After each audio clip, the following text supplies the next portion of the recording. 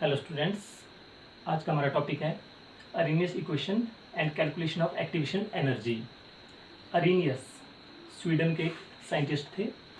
Arrhenius ने rate constant के and temperature T इसके बीच में एक रिलेशन दिया जिसको हम बोलते हैं अरेनियस इक्वेशन।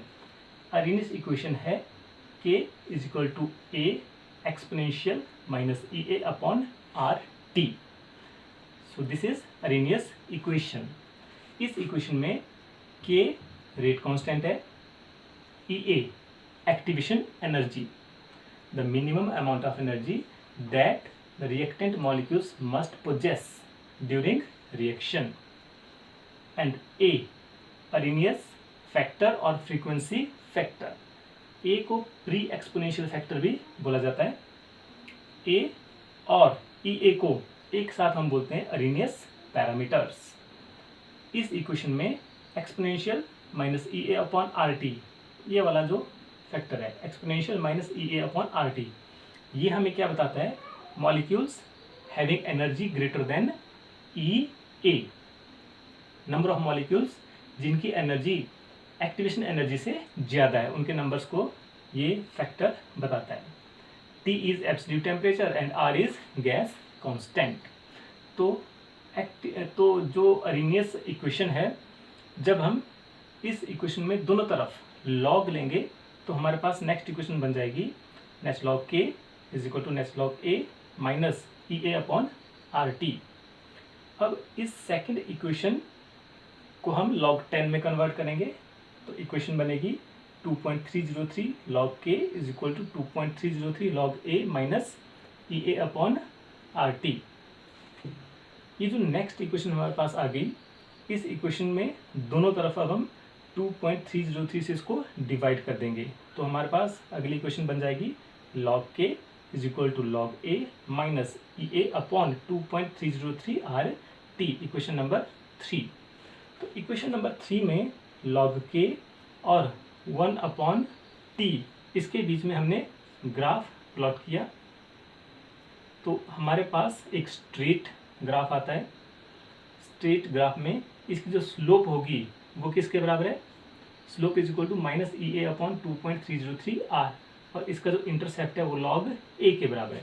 तो ये जो स्लोप यहाँ पे आई हुई है, यहाँ से हम ई ए फाइंड आउट कर सकते हैं। कैसे निकलेगा? E a activation energy is equal to minus 2.303 R into slope. तो यहाँ से हम एक्टिवेशन एनर्जी को फाइंड आउट कर सकते हैं।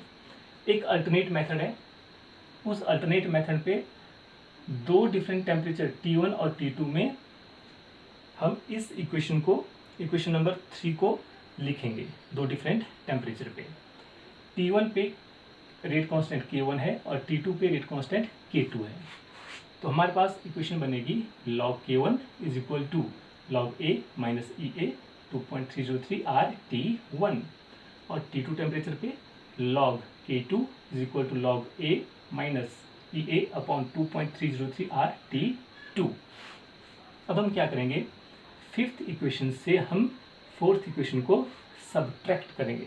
ठीक है, सब्ट्रैक्ट इक्वेशन 4 फ्रॉम इक्वेशन 5। तो हमारे पास आएगा log K2 minus log K1 is equal to E A upon 2.303 R within the bracket 1 upon T1 minus 1 upon T2। अब हम इसको और कैसे लिख सकते हैं? इसको हम क्रॉस मल्टीप्लाई करेंगे और इसको हम लिख सकते हैं log K2 upon K1 is equal to E A upon 2.303 R within the bracket T2 minus T1 upon T1 into T2। तो इस अल्टरनेट मेथड से भी हम एक्टिवेशन एनर्जी की वैल्यू फाइंड आउट कर सकते हैं। हमारे पास नेक्स्ट टॉपिक है effect of catalyst on reaction rate. किसी रिएक्शन पे कैटलिस्ट का क्या इफेक्ट होता है? सबसे पहले what is catalyst? The substance which increases the rate of reaction and itself not gate consumed during the reaction. ऐसा सबस्टांस जो रेट ऑफ रिएक्शन को तो इंक्रीज करता है लेकिन खुद रिएक्शन में कंज्यूम नहीं होता। एट लास्ट हमें कैटलिस्ट वैसा का वैसा ही मिल जाता है। हमने एक हाइपोथेटिकल रिएक्शन लिया हुआ है, दो रिएक्टेंट A और B आपस में रिएक्ट कर रहे हैं। यहाँ पे एक्टिवेटेड कॉम्प्लेक्स बन गया और यहाँ पे प्रोडक्ट बन गया। अब हम इस हाइपोथेटिकल रिएक्शन में हमने क्या किया, कैटलिस्ट सी को ऐड कर दिया, ए प्लस बी रिएक्टेंट प्लस सी कैटलिस्ट। तो हमारे पास एक्टिवेटेड कॉम्प्लेक्स बन गया जिसमें कैटलिस्ट पार्टिसिपेट कर रहा है, ए बी सी, ये वाला बन गया हमारे पास एक्टिवेटेड कॉम्प्लेक्स। और प्रोडक्ट सेम वही बना, ए बी और कैटलिस्ट लास्ट में हमें मिल जाता है।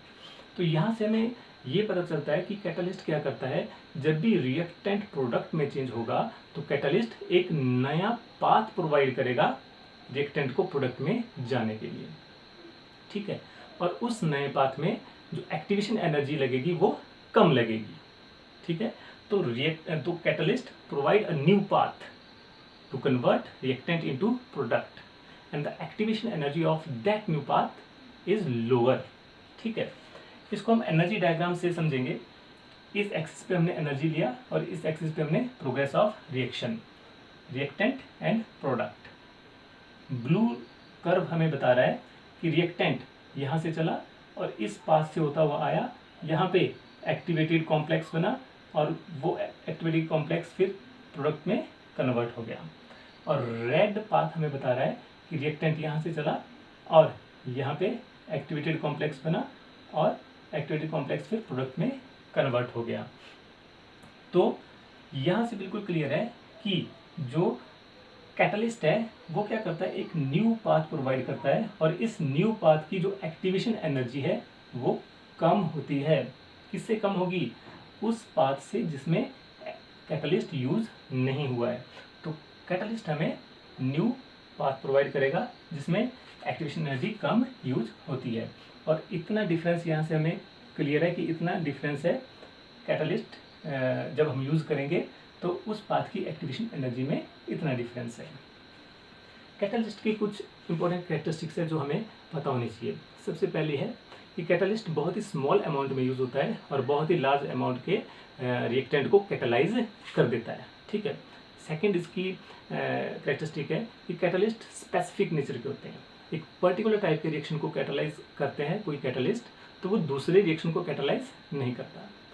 थर्ड कैरेक्टरिस्टिक है, जो कैटलिस्ट होते हैं वो रिएक्शन को इनिशिएट नहीं करते हैं, वो रिएक्शन को स्पीड अप करते हैं, ठीक है।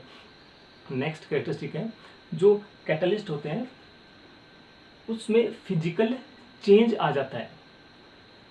कुछ कैटलिस्ट जो है वो केमिकल चेंज भी शो करते हैं, केमिकल बॉन्ड भी बना देते हैं और एट लास्ट रिएक्शन के लास्ट में कैटलिस्ट हमें वैसा का वैसा रिकवर हो जाता है। कैटलिस्ट डेल्टा ई और डेल्टा एच जो रिएक्शन की कैरेक्टरिस्टिक होती है उनको ये चेंज नहीं करता है, ठीक है। Catalyst does not changes delta E और डेल्टा एच। इसी तरह से अगर हमारे पास कोई रिवर्सिबल रिएक्शन है तो उस रिवर्सिबल रिएक्शन में अगर इक्विलिब्रियम एग्जिस्ट कर रहा है तो इक्विलिब्रियम को कैटलिस्ट शिफ्ट नहीं करता है, catalyst does not shift equilibrium, ठीक है। तो ये कुछ इंपॉर्टेंट कैरेक्टरिस्टिक है कैटलिस्ट की। एक यहाँ पे एक छोटा सा टर्म आती है इनिबिटर। इनिबिटर क्या होते हैं, ऐसे सब्सटेंसेस जो रेट ऑफ रिएक्शन को डिक्रीज करते हैं। The substances which decreases rate of reactions are known as inhibitors. और जो रेट ऑफ रिएक्शन को स्पीड अप कर रहे हैं उनको क्या बोलते हैं हम, कैटलिस्ट, ठीक है। तो बहुत ही इंपॉर्टेंट टॉपिक है, अच्छे से इसको देख के समझना है, ठीक है। Thank you.